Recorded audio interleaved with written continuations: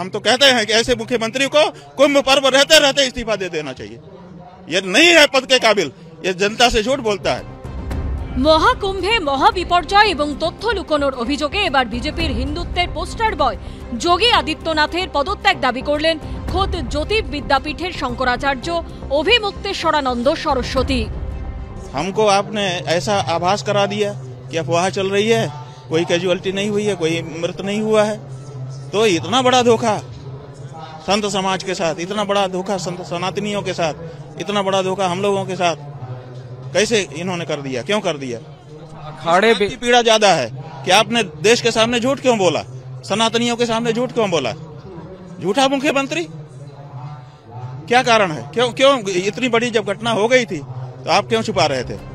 সম্প্রতি মুকেশ আম্বানির ছেলের বিয়েতে আশীর্বাদ দেওয়ার জন্য আমন্ত্রিত ছিলেন জ্যোতির্পীঠের শঙ্করাচার্য। আম্বানি পুত্রর বিয়েতে উপস্থিত হন প্রধানমন্ত্রী নরেন্দ্র মোদীও। সেখানে অভিমুক্তেশ্বরানন্দ সরস্বতীর পা ছুঁয়ে প্রণাম করেন তিনি। কুম্ভে মৃত্যু মিছিলের পর জ্যোতির্পীঠের সেই শঙ্করাচার্যর প্রবল সমালোচনার মুখে অস্বস্তিতে বিজেপি।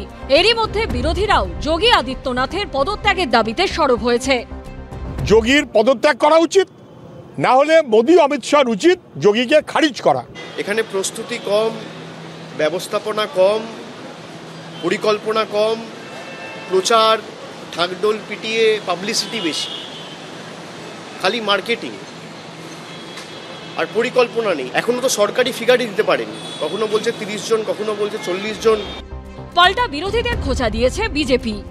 আমাদের বিরোধীরা চাইছে যে মৃত্যুর সংখ্যা বা মৃত্যুটাকে দিয়ে হিন্দুদের পবিত্র উৎসবকে যেন একটা ফিয়ার সাইকোসিস তৈরি করা যায়, সেটাকে কেন্দ্র করে ভয়ের বাতাবরণ তৈরি করা যায়। কিচ্ছু লুকোনোর বিষয় নেই, একটা ভয়ের বাতাবরণ তৈরি করার চেষ্টা করা হচ্ছে। এত লোক মারা গেছে, এত লোক। 1954 সালের কুম্ভ নিয়ে সমরেশ বসু তার বিখ্যাত উপন্যাস অমৃত কুম্ভের সন্ধানে লিখেছিলেন তার ভয়াবহ অভিজ্ঞতা।